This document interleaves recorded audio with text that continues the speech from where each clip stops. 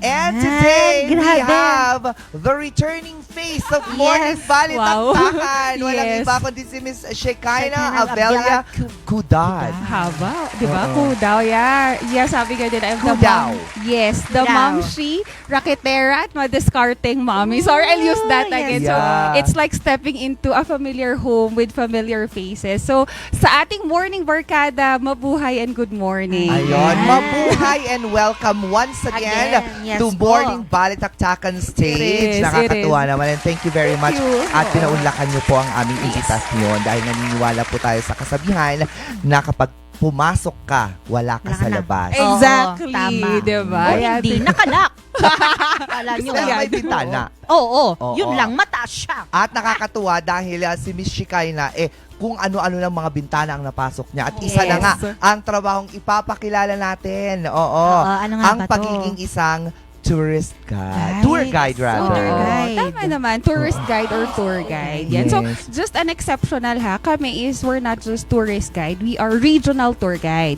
So, around the Cordillera region, we're allowed to bring our tourists doon. Kasi we have community guide and we have local guide. So, kami, regional talaga kami. Regional guide. Yes, within the Cordillera region. Kasi outside Cordillera region, we have other regional guides na rin ng Region 1, 2, and 3. Ang ganda ng trabahong ito. Dahil Yes, kung very Saan ka fulfilling. napupunta? Kung Travel lang. sino-sino yung mga nakikilala mo, kung saan-saan ka nakakapag-selfie na naidadagdag mo sa social media mo. Pwede, No? pwede. Tama. oo. Pero ano ba ang typical look ng trabaho bilang isang tourist guide? Yes. Yan. So, for the benefit of everyone that is watching, kaming mga tourist guide, hindi lahat kami full-time job namin yon. So, some of us, like myself, it's only a part-time job.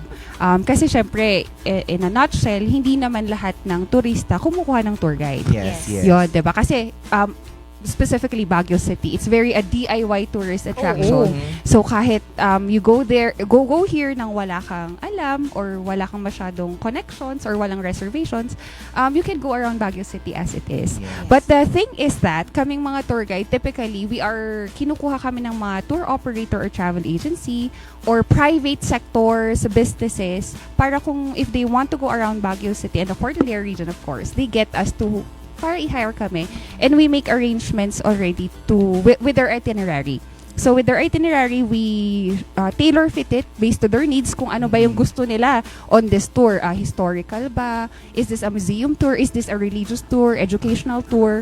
Which is doon naman kami, we step into that profession already of being a tour guide. Oh, Yan, di ba? diba? Paggising Ang dami. po ng isang Miss Shekinah sa umaga, Oo. dalhin mo nga kami sa araw ng isang tourist guide. Yan, very, very good yung ganyang suggestion, diba? Or an itinerary built amongst the shallow and the depth of the Cordillera region. So, we always start off with Baguio City Tour. Ayan. So, with Baguio City Tour, we would like to emphasize kung ano yung kultura and tradition ng Baguio City and its historical value during the Japanese occupation, the American occupation, and of course, through the transition of the Republic of the Philippines. So, sa umpisa pa lang, syempre, we start from Session Road.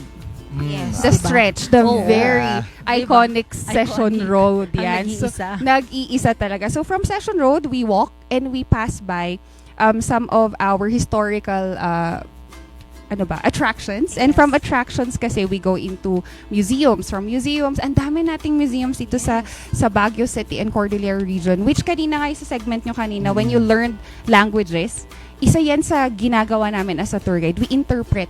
We translate. Diba? Yung mga language or lingwahe na hindi naman naiintindihan ng ating turista. And that is one of the things that we do. One of the many facets that we do actually. And then from Session Road, sige, let's go to the everlasting Burnham Park. Yeah, Which, oo naman. diba? Hindi And mawawala. hindi talaga. It's the mother park of all parks here in Baguio City. And not to mention, ang Burnham Park kasi with the rehabilitation and everything, it's very inclusive Mhm. to everyone of all ages. And sabi nga nila, you will find a joy and fun pag nasa Burnham Park ka pa rin talaga. Yun. Siyempre nakalakhan na yan, lalo na sa mga Oo. taga dito, like myself. I was Yes. born and reared here. Oh my Yes. God, do not Diba? drop the age. Wag po tayo Oo. doon.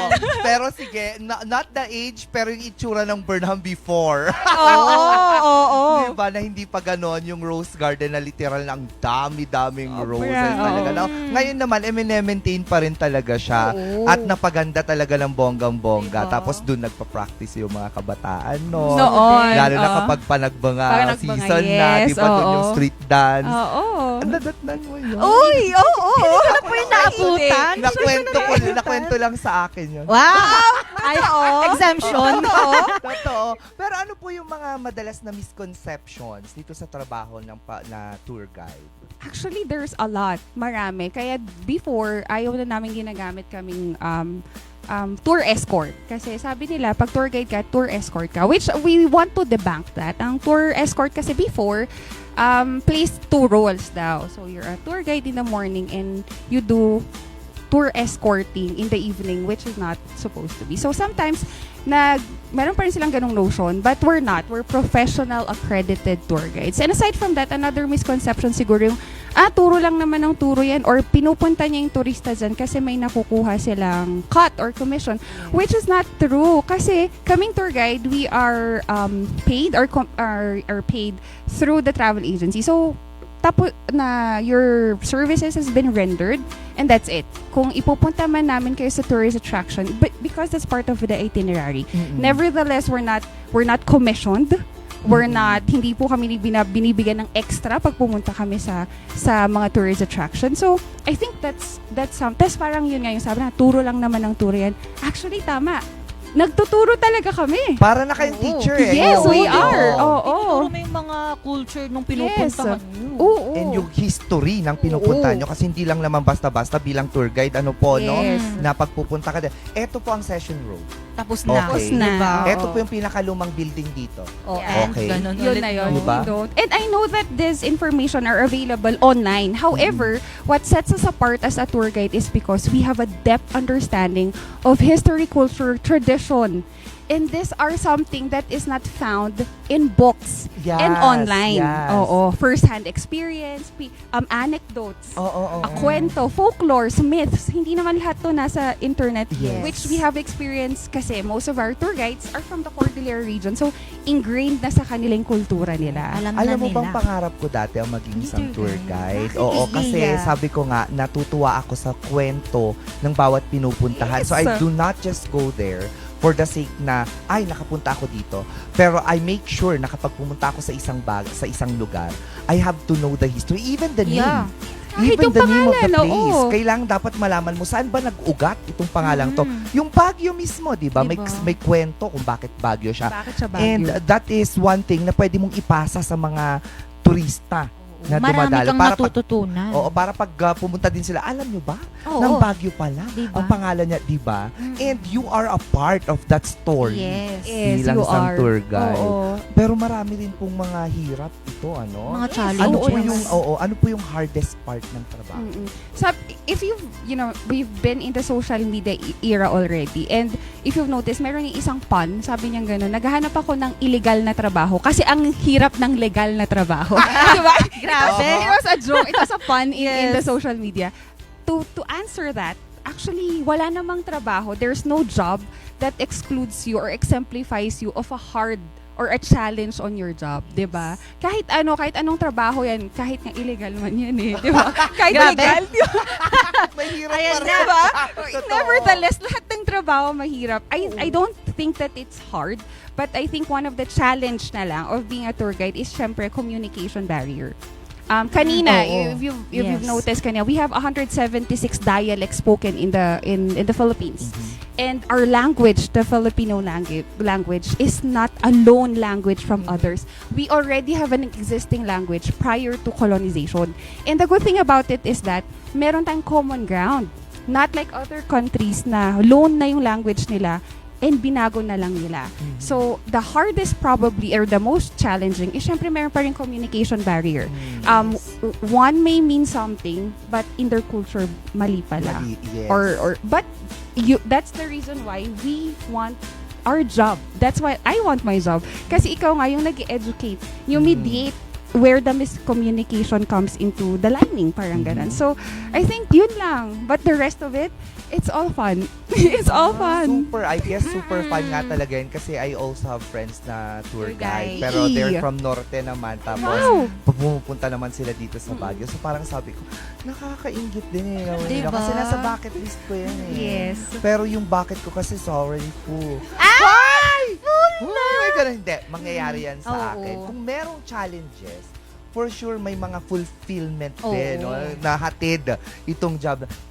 Personally po, Ma'am Shekinah, ano po yung fulfillment itong job na ito for you? If we put it into records talaga, lahat naman, all of these times that I have been guiding with people, it's exemplary talagang. It's something na you look forward to and you prepare for it. Siguro, isa sa pinaka-milestone ko siguro is that I was able to guide for the ambassador of the Czech Republic to the Philippines. Oh, grabe. pak kayo doon. That was Oo. during the pandemic pa. So, Diba? parang it was one of the things na sabing I will carry on kasi I learned a lot more than her learning the culture and the tradition of Baguio City and the Cordillera region. Natuto ko na ang dami pala nating similarities with the Czech Republic. First, yung Philippine flag nila, yung flag nila, it's almost similar, relative to the Philippine Yes, flag. yes. So, parang sabi ko, oh my God, this is parang from that na feel ko na ay, kahit pa paano, I have accomplished something. And aside from that, during the 2022 election, I was part of the ANFREL, Asian Network for Free Election. So, ang ginawa ko doon is, I am the translator. Since I am a tour guide, I was able, na-utilize yung pagiging tour guide ko, not just a translator for Duncan who is from British Columbia and si Evil which is from Mongolia, to share culture. And I think that's the most fulfilling part of our job, is to share, learn, revisit, and relive our culture kasi hindi lahat ng trabaho had the opportunity and the blessing to do Diba? so. Yeah, totoo, napakaswerte, no? Napaka-blessed talaga na ang dami, ang lalaki. Parang gusto mo na rin, no? Goodbye. Goodbye! Kasi Thank you for your service. tuwing pumupunta kasi ako sa isang lugar, Miss Bea, isa talaga rin yung gusto ko, yung natututunan yung mga lingwahe nila. Yes. Pati po yung mga nakaraan nung lugar na yun. Nung tulad po nung pumunta akong Ilocos Norte. Marami palang mga museum dun po. Yeah, sobrang Yes. dami. Tapos Oo. may mga tourist guide din dun po na hindi lang puro pala selfie yung ginagawa natin kapag namamasyal. Natututo din pala tayo. At yun yung kagandahan, katulad ng sinabi ni Ms. Shekinah, mga ka-MB, nag-i-impart ka ng knowledge, at the same time, nakakatanggap ka din ng kaalaman. Yes. So, hindi lang siya one-way love affair. Oo, love affair. Oo. Two-way love Oo, affair. two-way. Give and receive. Conceited love affair ba Yeah, yun? consistent, oo. Hindi siya, eto ang totoong pagmamahal. Oo, hindi Oo, ang one-sided. pagmamahal ng pagtuturo at pagkatuto. Yes. Yes naman, may pinanghuhugutan Tingnan mo na naman Miss kung Bea. akong teacher ngayon. Kaya naman pala. Hindi ba tayo traffic code? Because No, we're parang nga, wearing- tayo topic. Diba? At very timely Oo. sa topic natin. Oo, di ba? mga Oo tour, nga, tour totoo. na mga tourist, ano. Pero ilang taon na po ba kayo na tour guide, Yeah. ma'am? As a DOT accredited tour guide, 8 years na. Diba? So, we already Grabe. have master guides that had exceeded 10 years and above. And just to share also for the benefit of our Kamorning Barkada, we have an association of tour guides here in Baguio City and we are called Blessed. Ayan, so Baguio La Trinidad, Itogon, Sablan, Tuba, Tublay. But not more than the Blessed is that we can guide over. Yon, we are composed of linguistic guides. Meron po kaming guides who speak Deutsch, German, we have Mhm. Spanish speaking, we have Nihongo speaking, Japanese speaking, and they specialize on that. Ay, ang galing. diba? Ang We nice have. naman. So, Oo. pwede ko nang ituloy yung pag-aaral ko ng Ng Thai. Thai. Oo, Wow. pasatay, no? Hello, comment, pin, Kapongka. pulis, ko, paitini, nako, Oo. leo Oh, ko. ikaw po. Pwede, First mo talagang maging tourist Gusto ko na, guide. tapos ako na ang tour guide ng mga Pwede. mga taga-Thai. Thai. Oo. Tama, actually. Diba? Oo. Sawadee ka, welcome Sawadee ka. to Filipina, kap. Yeah. Galing, pwede. Pwede na. Oo, pwede na. pwede. Pasado na, Miss Sabay di Bea. may Oo. sabay di na. Hoy. Diba? Di makluya. Ay, ang galing. Total, Pwede. hindi naman siya full-time job, di ba? Pina-part-time lang. Pwede, part-time. Part-time Sige. talaga. Hindi Kasi tayo we're pwede. freelance, guys. I apologize. Oo. Kasi ako pwede tayo dun sa Pangasinan. Kasi Oo, madami na oo, akong oo. natutunan Opo. regarding the lalawigan of Pangasinan. Yes. It's Oo really naman. also nice. It place. is. Very, Super. very rich Yes. in Oo. history. Each region naman has a unique placement on our Oo. history. And alam niyo, yung iba-iba kasi yung geographical and typographical location ng mga regions dito. There will always be a story to tell talaga. Oh, speaking of story, paano po kayo napunta dito sa larangang ganito? Oo, saya, no? Oo nga, no? Oo. Paano? Again, I'm blessed lang talaga with opportunity and with people who believed in you. Ayan. So, not to mention kasi, being a tour guide, you would have to be accredited. Hindi kasi siya, wala talaga tayong like, you get a professional or walang ganon, but we get accreditation. So, I trained with the Department of Tourism, and then we've gone through a 27 days training. Matagal siya and mahaba-haba siya. And then we get to learn everything. Talaga, specifics, technicalities, culture, tradition, syempre, and more of it. And then from there, 2016 yun. And then from there, I was conferred na accredit ako. And it continued on from that. And the good thing about it is these trainings are for free. Wow! Diba? For free ang training. Thank you, Natuto ka. DOT, diba? yeah, oo. From the very DOT beginning pala. pala, Science and natututo ka technology. na, di ba? Natututo na, nag-aaral ka ulit. And are you looking at yourself like 5 years from now na nandito pa rin sa Yes. larangang ito? Ay, hindi lang 5 years, 10 years, 20 years, 30 Wow. years. I Wow. think Yes. it's something that, sabi nga natin, it's a part-time job and you do good at it.